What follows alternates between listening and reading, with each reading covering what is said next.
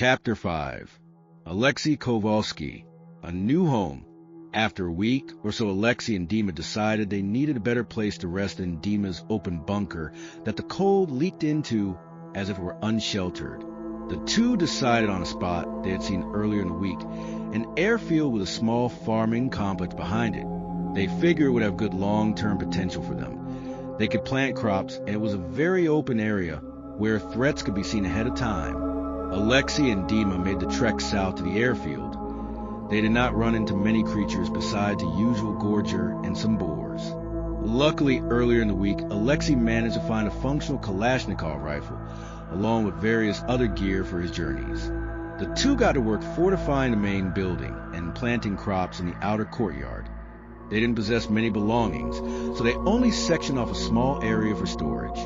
After a few days of getting a hideout set up, Alexei decided it was time to go out scavenging again. After all, there was a military encampment not far south from the airfield that would probably hold more useful gear and possible rations. The two set out, but it was not long before another pack of animal-like creatures approached them. The two believed it to be another pack of boars. They prepared the usual way with a firing line and took them out rather quickly. These creatures were different. They weren't boars at all. They appeared to be mutated forms of wild lynx that used to inhabit the island. The two had seen regular lynx around rarely. It was one of their few forms of protein, but these were badly mutated. Abnormal lesions oozing a green substance, with some possessing multiple tails. Alexei was quite disappointed, as this meant they wouldn't have a decent meal that night if the encampment ahead turned up a bust. As Alexei entered the encampment, Dima trailing behind, the two immediately got to scouring the area. Alexei found a full protective suit for radiation, along with another Kalashnikov rifle in better condition than his current rifle, while Dima found a big cache of ammunition and rations, as well as a flare gun. Just as the two celebrated showing each other their haul, they heard multiple shots sound off to the west. As Alexei searched the area from a hillside, he spotted a plume of smoke coming from across the valley behind a small hillside. Alexei marked the location on his PDA, and the two made their way back to the airfield to stash what they'd found. First contact. Alexei and Dima quickly made way for the location where the smoke had been coming from.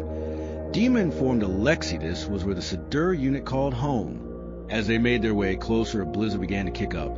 Alexei spotted a small building the two could use as shelter for storm, but Dima suggested they push forward and find shelter closer. The two made their way past the valley and up the hillside, but as soon as they began to ascend the hillside, a loud roar coming from up the hill nearly knocked Alexei off his feet. The two immediately retreated to the shelter Alexei had seen earlier.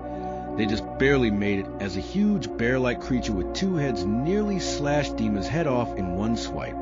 Luckily, the door was sturdy and metal, but it wouldn't hold this creature out for long. Dima decided to try shooting the creature with a flare to scare it off. While Alexei slightly opened the door, Dima tried to shoot the creature, but as he shot the creature, got a good slash and nearly sending Alexei across the room and severely injuring Dima. Alexei managed to slam the door back shut with his boot before the creature could enter the small building they believed would be their frozen tomb. Just as Dima began to go unconscious from blood loss, a series of shots went off right outside the building. While normally this would petrify Alexei, he felt a sense of relief. As soon as the shooting stopped, Alexei heard a clearly American voice calling out, "Is everyone okay?" Without much choice, Alexei called out to the man, telling him about Dima's condition. The small group of soldiers introduced themselves as Sadur and the leader as Captain Colton Stockholm, while patching up Dima's wounds. The troops escorted Dima and Alexei over the hillside, taking care to keep Dima as warm as possible during the trip. Once they arrived, Dima was taken right back into a makeshift laboratory, while Alexei waited outside with Captain Colton. Alexei and the captain questioned each other how they got to the island and what they had been up to. Alexei told the captain of his unfortunate wreck and getting stranded there, while the captain was a little more hesitant on giving out details. The captain only told Alexei he and his men had a mission there and had been on the island for over half of a year now. The captain was very interested in why Dima wore Federation camouflage, But Alexei felt it wasn't his place to answer and told Colton that he didn't know. Government work. Alexei and the captain came to the conclusion, after the examination of Dima's injuries, that they would need a fair bit of time to heal. Alexei decided to do some work for the Sadur unit, helping them scavenge for supplies, as he had with Dima during his weeks on the island. While some of the scientists helped with Dima's recovery, Alexei and a group of soldiers went out on expeditions. The captain explained that since they were waiting on more recruits to be sent, they were a bit undermanned and appreciated the help. Alexei wondered why he hadn't ever seen the group until now if they had been there the entire time, but realized quickly after going on a few trips with them as they never ventured far. Alexei thought how this didn't make sense with how good they were at killing any of the creatures that came their way. They didn't even struggle with dead men or gorgers. Eventually, after a few weeks staying at the compound and Dima healing up well, Alexei became pretty close with their leader Colton. Alexei and Dima thanked the Sadur unit for everything and made their way back to the airfield. Alexei hadn't been able to check in on their base for a while with Sadur with him, so the two made sure nothing had been stolen. After checking over their belongings, realizing nothing had been touched, they contacted the soldiers in black and made them aware of Sadur bringing reinforcements to the island. As close as Alexei had become with their leader Colton, he feared those soldiers even more. Alexei would never forget the tortured look on Kreshev's face, nor the broken look on Dima's. The trip northwest. After a few months of uneventful scavenging, Alexei and Dima took a trip to the northern part of the island near where their old base was located.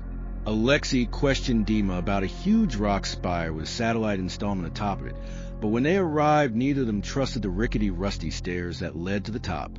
They moved more west because Dima told Alexei he had never ventured back that way since he had come to the island because of the large number of dead men. After about 30 minutes, the two found themselves looking at a giant rock formation on the beach resembling a giant scorpion. Alexei commented that it was pretty amazing how something like that was formed. Just ahead of that formation, even further west, was a port where Dima told Alexei about his travels to the island and how he came here through that very port. The two did not get very close because they observed armed men dressing in dark blue tactical gear guarding the entire area. The port seemed to house the most people on the island, with over 20 men on guard, possibly more inside. Dima knew these men and knew why they came to the island, but not why they would remain there. He told Alexei of how the group had worked with the government to bring him here, and warned him of how Kreshev had witnessed this group executing 2 Federation soldiers as they boarded small boats to return. Alexei immediately contacted the final day's soldiers on the PDA, giving them the location and pictures, while Dima lightly chuckled thinking of how things had changed. Just as Alexei turned his back to start heading to Sadur for some trading, a very loud distant horn went off. As the two fixed their eyes north in its direction, they could faintly make out an incoming ship, both waiting anxiously for the ship to dock and for them to see what or who might be on board. As the large vessel began docking, even more mercenaries exited the building to greet the nearly 100 passengers exiting the ship. Most of them looked like civilians. However, there was one mercenary-looking man in armor made of machinery. The man in the robotic suit walked on shore for a split second and then returned to the ship as it left the island. Before this horde of newcomers could find them, Alexei and Dima returned to their base in the airfield and prepared for company while alerting the Final Day soldiers. No other choice. After contacting Final Day, Alexei for the first time received a reply. They wanted to meet. Alexei anxiously prepared for his meeting with them, while Dima seemed rather relaxed about it. The two set off for the designated meeting place set by the Final Day soldier, inside the old uranium mine not far from the airfield. As soon as they entered the mine, both were rendered unconscious. As Alexei awoke, he noticed a small injection mark on his neck, and that he was now alone with one of the Final Day soldiers. The soldier asked if Alexei knew what happened on this island. The soldier wanted to know everything his father had told him. Alexei, severely confused about how his father played into things, replied telling the soldier he had no idea what they meant. The soldier, seeing Alexei's confusion, must have decided to believe him, because the next thing he asked was about the shipload of civilians. After Alexei, still confused about the prior question, told the soldier everything he knew, the soldier left the room, locking the door behind him, while Alexei pondered what was really going on, the curiosity eating him alive. As the door reopened, a group of the soldiers entered with only one of them speaking. They said, "You will find these civilians, become one of them, and report back any activity around the laboratories." Alexei understood what would happen to these unknown people, but he had no other choice if he ever wanted to figure out what really happened on the island. The soldiers showed Alexei a big map of Eos with 5 circles, each with a number listed next to it. They told him these are facilities. If anyone enters the area of any of these locations, report it immediately. One of the soldiers injected Alexei before he realized what was happening, passed out. When Alexei awoke, he was in his bed behind his locked door at the airfield, feeling invaded and confused. He checked around for Dima, but he was nowhere to be found. Alexei waited around for Dima's return until the next day, but he was still nowhere to be found. Early that morning, Alexei began his task of infiltrating the newcomers to the island alone. Chapter 6. Yuri Slavostov. Group decision. Yuri was still wrapping his head around what he and Misha had gone through the previous night, but the group was awake and getting ready to start their journeys. Everyone gathered at the base of the apartment building and discussed what they should do, move as one sizable group or split up into separate smaller groups. After much deliberation, the majority of them decided upon splitting into smaller groups, but just as that decision was made, more screams were heard from around the corner of the building.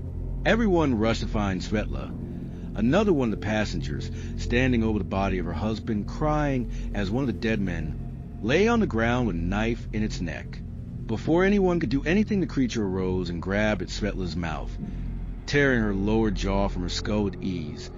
The creature killed her almost instantly. Everyone readied their weapons and opened fire on the creature, dispatching it rather quickly.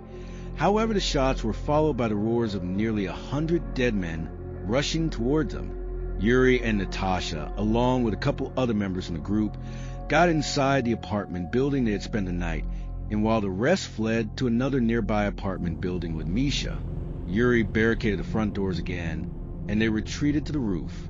Everyone prayed the barricades would hold, and they could wait out the horde surrounding the apartments. After spotting Misha and the other group on the opposite apartment roof, Yuri and the others were relieved. Yuri and the others didn't want to risk yelling, so they decided to do whatever they could to occupy the time and their minds from what could be the end yet again. At first, they drank the alcohol one of them had found the day prior, and unopened bottles of Stolichnaya. Yuri started with a little game he used to play back home with cousins, a game where one person tries to make another laugh. If they succeed, the person drinks. If they fail, then they drink. It seemed like a bad time at first, but Yuri convinced everyone what better a time. There is nothing more they can do anyway. Natasha commented saying, "You always knew how to lighten the mood with your little games, didn't you?" Adventure in the south. After a few hours, the horde of dead men had finally moved on to the west and out of the city. The groups gathered once again out front of the apartments to decide what they would do first on their great adventure. After having seen the size of the dead men, hordes of group decided to split into larger groups of 10. Yuri kept the group he had been with on the roof, and they decided they would move directly south. First thing they did was go over each other's names one more time, as when they first had learned them, they had been drinking. The group consisted of Yuri, Natasha, Alexei, Andrei, Ivanovich, Bart, Galina, Anna, Mike, and Jack. Most were Russian, but there was a pair of American brothers. One was married to his Russian wife, Galina, along with a couple from Europe. The group set out to the south. One of the first landmarks they came across was a small, dilapidated village. Some thought it could make a decent marketplace with some work. The village, while most of the buildings were falling apart, had a strong fence around it and working electricity. They did not find much there in the way of supplies, and continued south across a land bridge.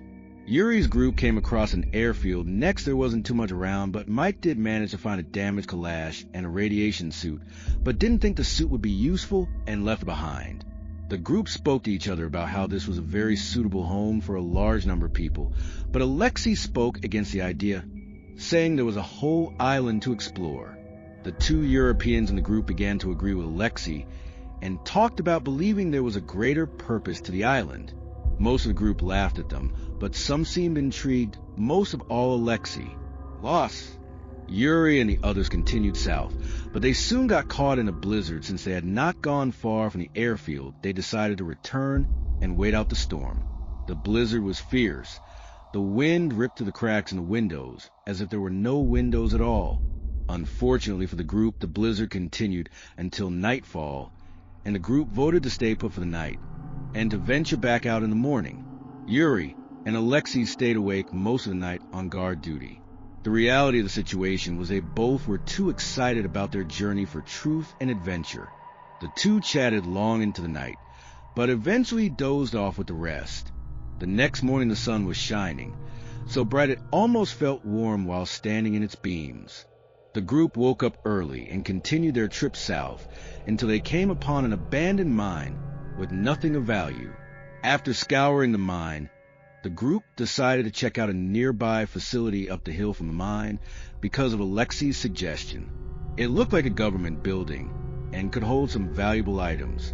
As the group approached the courtyard of this building, Yuri noticed that Alexei suddenly looked distressed. But just as Yuri noticed this, an alarm sounded from every speaker in the compound.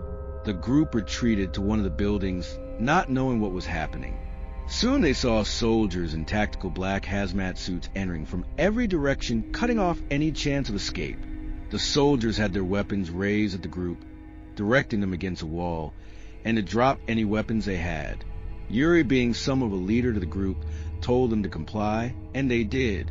Yuri began to ask the soldiers what this was all about. The soldier doing all the talking replies to Yuri, saying, "We will be asking the questions today." After a brief pause, he continued to say, "Mistakes were made in coming to this island, and reparations must be taken." The soldier began to separate the group. Yuri, Natasha, Alexei, Andrei, and Ivanovich were kept where they were, while Bart and Galina were moved to the opposite wall, and Anna, Mike, and Jack another wall to the side of the others. The soldiers gathered around them and took pictures and names of each member. Then a soldier told Yuri's group that each grouping of people must choose one to stay with them. Yuri immediately spoke up against this, yelling, "Are you fucking serious? We will leave the island. Come on, guys, this is ridiculous." The soldier replied by putting a bullet in Andrei's head without a second thought, and said, "You have one more chance to comply." This time Ivanovich yells, "This is fucking crazy, man. What the fuck are you doing?" But as he finished his words, he too joined Andrei on the ground. Galina and Natasha began to cry in fear and disbelief, while Anna seemed angered along with the rest of the men. The soldier then stated that he would be choosing the hostages now and removed all three women from the group. Yuri had a strong sense of justice and a love for Natasha, so he offered himself in her place, to which the soldier obliged to the surprise of everyone. Before the other two men could speak up, the soldier said, "There will be no more trades." Mike was immediately outraged and continued to beg the soldier to take him instead. The soldier denied them, but stated, "If you keep out of the government facilities on the island and report anyone else going to them, we will return what was taken this day." They are marked with a big letter, followed by a number 1 through 5. If not, they will die and you will be next. Mike and Bart struggled, but it was no use. Everyone was injected with something that made them go unconscious instantly. Yuri and the girls were brought inside a bunker located in the same compound, while some of the soldiers carried the unconscious bodies away. Inside, final day. Once inside the compound, a large mechanical metal door locked. Shut behind them, they were unbound. Before Yuri could say anything, the soldier told them they were allowed in the main area where they stood and did not go elsewhere. The soldier handed them some rations and walked away into a back room where a few more soldiers could be seen. Yuri and the girls went over near a fire the soldiers had going for them, but they could hear the soldiers' voices very faintly echoing through the hall. Yuri could hear one of the soldiers talking about a laboratory being reactivated. Then another was yelling about it. Before he could hear too much more, another group of the soldiers came in the front door, and with its loud machinery, nothing else could be heard. The soldiers entered the bunker and gathered around the fire next to Yuri, Anna, and Galina. It was hard to see their faces through the masks they always wore, but they were noticeably agitated even though they said nothing. After a few moments around the fire, the soldiers left back into the same rooms as the others. Yuri moved a bit closer to see what he could hear. One said, "A lab is active and example must be made." Yuri's anxiety rose while another said, "It will be done, but from now on we need more patrols around the island. The people must know who we are now before things get out of hand."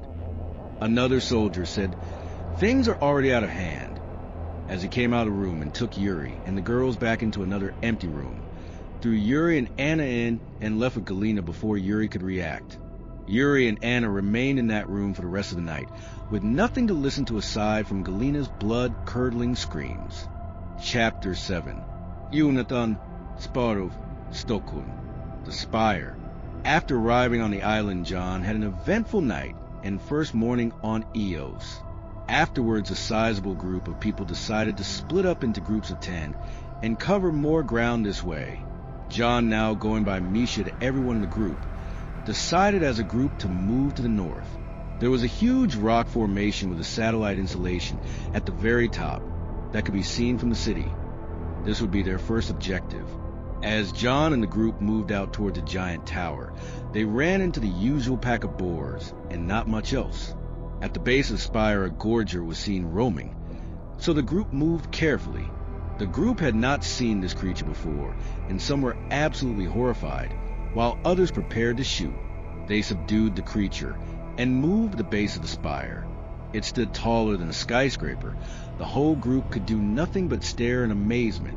John and the rest of the group started making their way up the wooden steps. The wooden part of the steps appeared to be more recently built than the rusty metal set above them that looked to have been out of service for many years. The group slowly made their way toward the top of the spire, being wary of every step. They reached a small break in the pathway that had to be jumped. So one at a time the group jumped forward, starting with John. As the last member in the line jumped across, the platform shook, almost throwing another member over the rail. After this, even John found himself becoming scared of the fall that would surely kill him no matter how much snow lay on the ground. They continued upward, knowing it was too late to turn back, eventually reaching another area where the walkway had collapsed and they would have to jump. John prepared himself mentally before being the first to jump across 2 large sets of pipes jutting out of the spire. John made sure the platform was stable before the rest of the group jumped across. As the last member jumped across, they slipped on the pipe and fell to their death. In a matter of seconds, that person disappeared into fog. They were now above with the height they had climbed. One of the members of the group, named Katia, froze after watching the fall. She was unable to move an inch, locked on the side of that spire in fear. Brick continued moving, disregarding her fear, while John did his best to ease her mind and keep her moving with the others. After reaching the top, everyone was relieved but gave themselves a moment to grieve before investigating the installment. The member of the group named Brick found a doorway to enter into a small room at the base of the satellite. He called the rest of the group over and they all entered, but just as they entered, the door closed behind them and lights began to turn on around the room.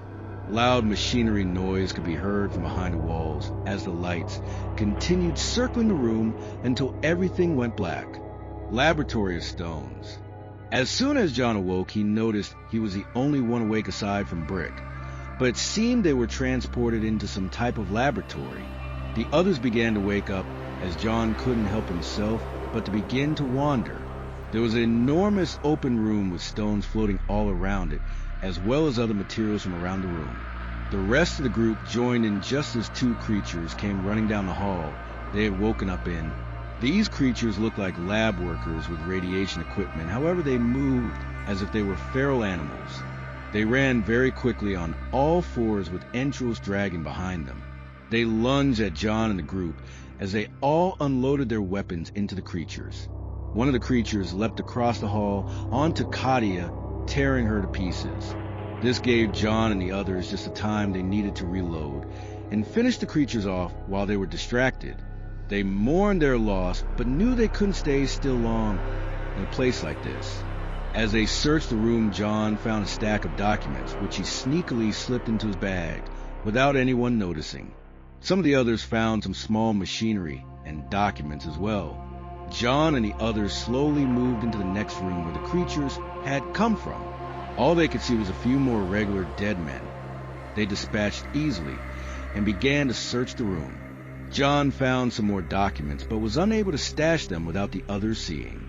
The rest of the room was mostly old lab equipment, so they moved into the next room, a large open spherical area with catwalks stretching all around leading up to some control room area. The group fought many dead men here, all lab workers and a few military personnel. Eventually, after reaching the top floor, they found a small machine with some inscriptions on it in the control room. While John tried to read the inscriptions, Brick started hitting buttons on the panel until a loud bang rang through the complex. Beginning of the end. Electric arced through the spherical room, from one floating stone to another, as John yelled at Brick about touching buttons. Brick told John he knew more than John thought, and that in the pursuit for truth one cannot be so hesitant. John wrote Brick off as a bit of a lunatic after that, but as the electricity flew through the room, a machine inside of it suddenly returned to life with a loud whirring noise. Brick, again acting like he knew more than the rest, walked right into the machine, saying, "See you on the other side," as he disappeared right before their eyes. The group hesitated to follow such an insane individual. However, just as they contemplated this, all the dead men returned to life and started to rush to the top of the room. Without much choice, the group followed the madman into the machine. The group appeared inside another machine near the bottom of the spire, where Brick already had a fire ready for them. John was incredibly suspicious of Brick now, but before he could ask, Brick claimed he once worked in a lab similar to this one, but it's not something he could speak about. The others shrugged it off and warmed up next to the fire while they contemplated their next move. Brick stepped outside for a smoke while the others regained their heat and their composure. John began to hear Brick speaking to himself as if someone else were there with him, but as John turned the corner, Brick was alone. John, now more suspicious than ever, decided it might be best for his mission to keep an eye on Brick. New home. As John and the group returned to the apartments to stash what they had found, one of the other groups was waiting there. They told John's group that everyone was gathering at a new location and setting up there, but they were just leaving a note for Yuri's group, who had not returned yet. John began to worry about Yuri and the others, but reminded himself that he was there on a mission and nothing else mattered. John and the others gathered their belongings and made way for this new location. Apparently it was some kind of dilapidated village that had active electricity. Without questioning too much, John and the others continued on their way to this village, only running into a pack of boars on their journey.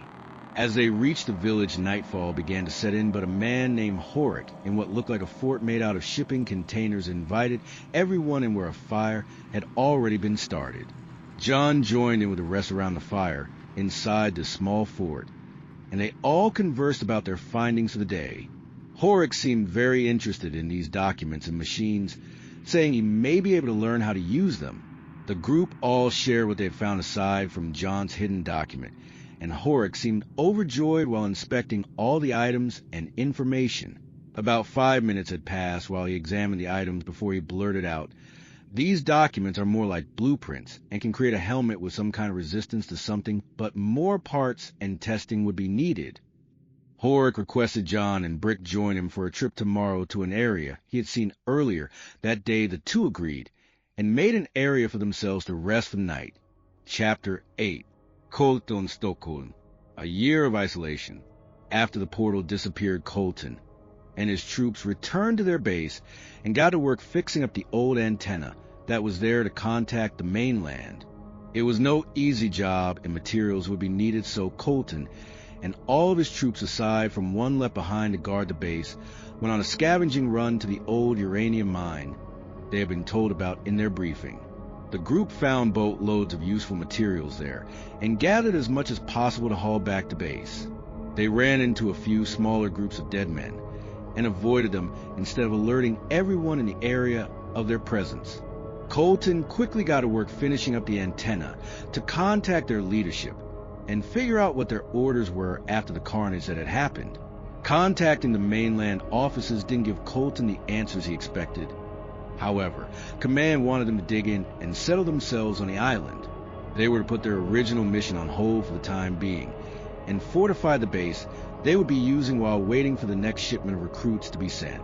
Command told Colton this would take at least a year, but their efforts would be worth it as no one had ever gotten so far into the island. While very unsure of their chances of survival over that long of a period of time, Colton agreed to command and began deciding how he would tell his troops. The troops did not take the news well, however, like Colton, they all knew orders were orders. Over the next year on the island, the Sadur unit remained close to their base, figuring out how to fight these creatures that lurked around the island. They learned many useful tricks for the dead men. However, no one was able to permanently kill one aside from burning them to ash. The dead men would always return to life after a few moments of damaging their brains, with no other weaknesses found. Colton and his troops managed to survive almost the entire year. With only a month left before reinforcements were to arrive, Colton rejoiced. As Colton gathered his troops to make a little speech for morale, boosting a flare came through the snowstorm and over the base. Colton and the rest knew if anyone else was out there in the oncoming blizzard, they wouldn't make it very long and moved out to assist. Investigating the location of the flare brought Colton and his men to a two-headed bear attacking someone in a small building. Having come across many of these in the past year, Sadur made quick work of it.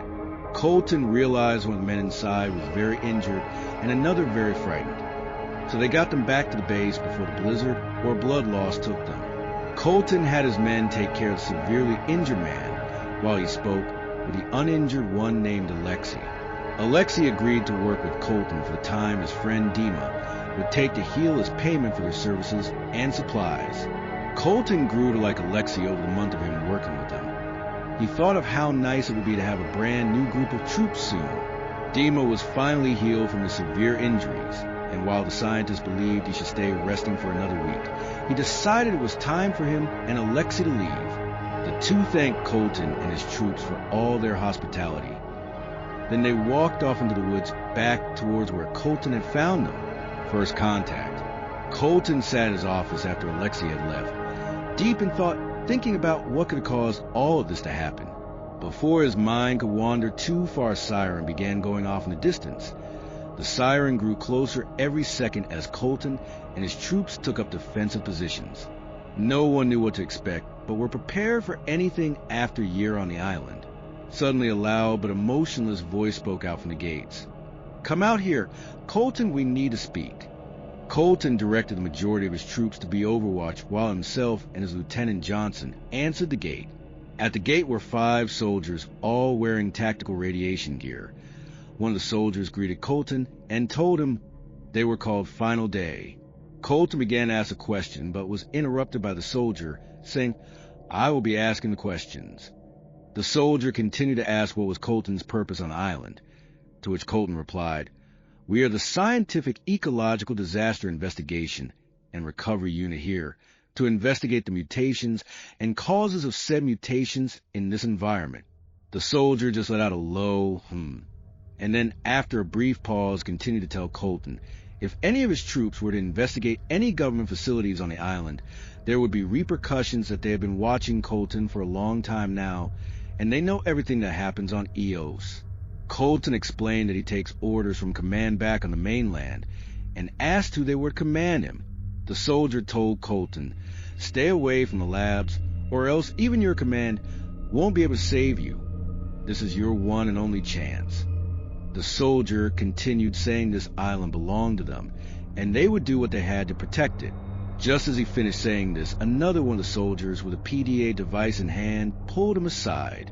The two spoke for a minute, and then about 40 more soldiers appeared emerging from the woods through the blizzard that had kicked up during their conversation. Colton knew they didn't stand a chance without reinforcements, but before he could agree, the soldiers disappeared back into the blizzard. New recruits. Colton pondered this visit as he returned to his office. Hearing the radio going off, he picked up his pace. It was command. They explained the new troops would be arriving shortly with Condor security escorts, and that there would not be any more recruits for some time. Colton returned to the main building to tell the troops about the Condor escort, and to be on watch while he contemplated the meeting head just had with final day. After about an hour or two, one of the troops called out for Colton, saying they are finally here. Colton approached the gate, while 2 condors stood guard outside. 10 new troops entered the compound. Colton was very surprised at the amount of troops, as he expected at least another 20. Colton brushed off his anger at command to greet the condors and thank them for their service. The mercenaries were heavily geared and didn't seem to care much for his thanks. They gave Colton a thumbs up and began heading back north. Colton did not waste any time. He gathered the new troops along with a few of the already trained troops and began an expedition. Colton decided to venture further than they had before to a building complex he had seen earlier that year. The group moved out encountering their first gorger and a rather sizable group of dead men, but Colton and the already trained troops showed everyone how to make quick work of the creatures. The group finally reached the complex after traveling between 2 mountain ranges. It looked like a military compound which would hold valuable supplies. As everyone moved into the compound, they first moved to the military barracks area to scavenge. However, a blizzard kicked up and forced them to retreat to the largest nearby building for better shelter. The large metal door was marked with an E1 next to the word Astrius. The group gathered around a fire, taking the free time to get to know one another. After the blizzards calmed, the group moved back to scavenging, but as they were doing this, Colton spotted someone in all black far away in the mountains. In fear, he ordered his troops to retreat back to base with what they had found. Colton didn't have much time to explain to the new troops about the meeting they had earlier that day, but he believed they may have gone someplace they shouldn't have. The man in the mountains disappeared into the woods as Colton and his men rushed back to their base. Nothing slowed down Sadur that day. Even the untrained were able to keep up and make it back before the man in the mountains could catch up. It was not long after they reached the gates, however, that they heard the voice again, the voice of final day. Impossible decision. Colton, while scared of what might happen, answered the gate with his lieutenant and another troop. The final day soldiers stood there with over 20 men as the 3 exited the base. The same final day soldier spoke again, telling Colton, "Not hours after being warned, you have already gone against our words." Colton tried to tell the soldier that they did not know this was one of the facilities they spoke of and they were only looking for supplies. However, the soldier replied, "Unimportant. Examples must be made." He then ordered one of the other final day soldiers to put a bullet in the lieutenant's head. As Colton yelled out, "We don't need any bloodshed," Johnson's body hit the ground. Colton was distraught but ordered his men to stand down. The final day soldier replied, "Let this be a lesson to you all. Do not let curiosity take hold, or there will be consequences, no more chances." Colton took a moment to collect himself before speaking to the soldier, asking him what they could do to prevent this from happening without going against their mission. The soldier replied, "Do not go into the Eos facilities marked with E1 through 5. It is up to you to figure out what to tell your superiors." Colton kept his thoughts to himself for now, knowing it would only cause more issues. The final day soldier said not to let this happen again, or they would not stop with 1 troop next time. The group of soldiers then returned to the woods as they retreated into the fog. After they carried Johnson's body inside, the new troops began to realize what they had gotten into. They had a small ceremony for Johnson, while Colton contemplated his options.